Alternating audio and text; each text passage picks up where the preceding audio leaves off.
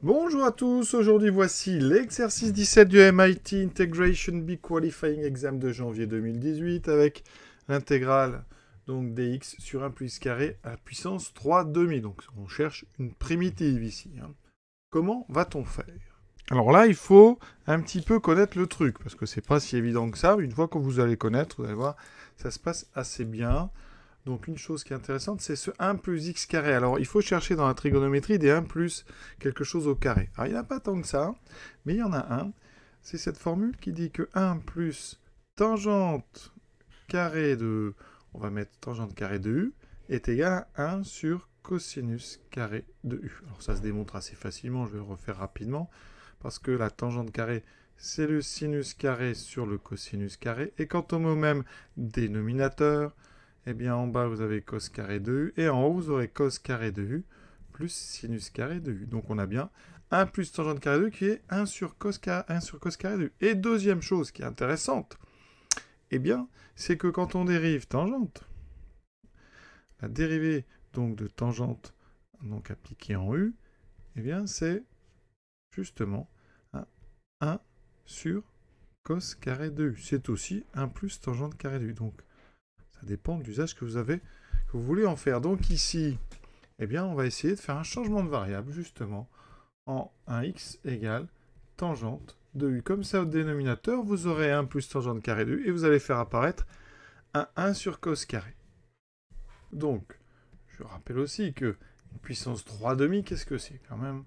C'est aussi bien signalé, c'est qu'une puissance 3 demi, ça veut dire que vous avez 1 plus x carré fois la racine de 1 plus x carré. D'accord? Puisque 1 plus x carré, c'est la puissance ici 1, et que la racine carrée, c'est la puissance 1 demi. Donc 1 plus 1 demi, ça fait bien 3 demi. Donc là, coup sur coup, on a bien ce 1 plus tangente carré, et en plus, on a un deuxième 1 plus x carré avec une racine carrée, et ça, vous allez voir, c'est décisif. Donc, on prend du x égale tangente u, donc dx égale 1 plus tangente carré u sur du, enfin, du, pardon, donc ça fait 1 plus, donc, alors je vais tout écrire pour l'instant, 1 plus tangente carré u du, c'est-à-dire qu'en fait, votre dx, il est exprimable facilement en fonction de x. C'est 1 plus x carré du.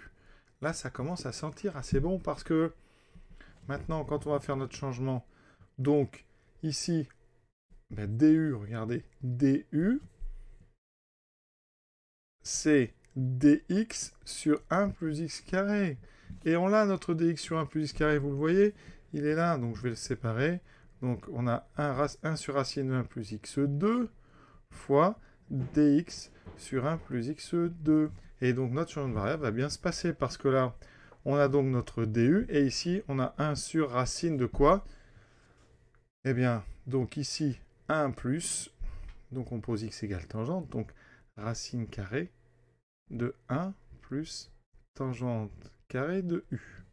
Donc 1 plus tangente carrée de u, je vous l'ai dit, c'est 1 sur racine carrée, donc de 1 sur cos carré de u, donc du, ce qui fait qu'ici, en inversant, on a racine carrée de cos carré de u du.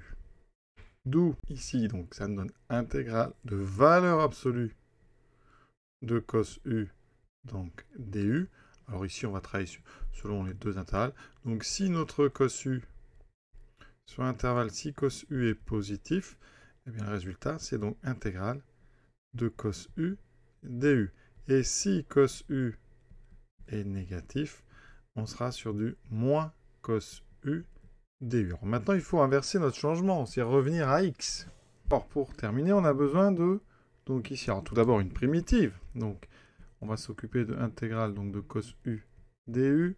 Donc ça va nous donner du sinus u plus constante. Mais sinus u, donc u, c'est x égale tangente u. Donc il faut que j'inverse. Ça veut dire que ici, on a donc u qui est égal à arc tangente de x. J'ai donc du sinus de arc tangente de x plus c. Pour se rappeler de ces formules, il y a une petite astuce. Alors on va tracer un triangle rectangle ici, voilà, avec une hypoténuse de 1. Et ensuite, on va placer l'angle θ ici. Donc, on se rend compte de quoi? Eh bien ici, Le sinus, alors on va faire sinus de θ. Qu'est-ce que c'est sinus de θ? Ici, on va mettre x en face. Oui. Sinus de θ, c'est donc côté opposé sur hypoténuse. C'est donc x. X est donc égal à sinus θ. Ensuite, deuxième étape. La tangente de θ, c'est côté opposé sur adjacent. Donc x sur l'adjacent, d'après Pythagore, c'est racine de 1 moins x carré. Donc tangente θ égale x sur racine de 1 moins x carré. On y est presque. Pour retrouver la formule de sinus arctangente, je vous propose un petit dessin. Ici, je prends un triangle rectangle avec ici l'angle θ, ici un angle droit, ici x et ici 1. Ça veut dire que mon hypoténuse, d'après Pythagore, fera racine de 1 plus x2. Regardons ici le sinus donc de θ.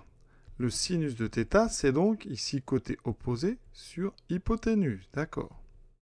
Ensuite, regardons la tangente de θ. Tangente de θ, c'est côté opposé sur côté adjacent. C'est égal à x. Donc, θ est égal à arc tangente de x. Conclusion, ça veut dire que sinus de arc tangente de x, c'est x sur racine de 1 plus x2. Alors, il faut vraiment se rappeler ce petit triangle ici, avec donc ici un côté qui vaut 1, un autre qui vaut x, et une hypoténuse qui vaut racine de 1 plus x2. Voilà, de façon à ce que tangente θ soit égal à x.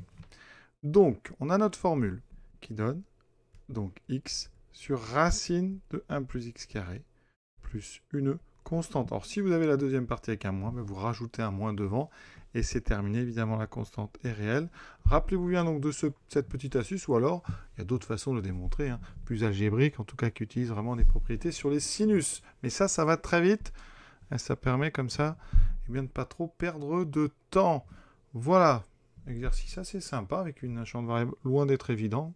Alors, quand on connaît, évidemment, ça se passe bien, mais il y a quand même des choses à faire. Exercice suivant donc, que je vous propose, donc ici, cet exercice 18 avec ici, donc encore une primitive, et au dénominateur, racine carrée de x fois racine carrée de x moins x2. D'accord? À vous de jouer.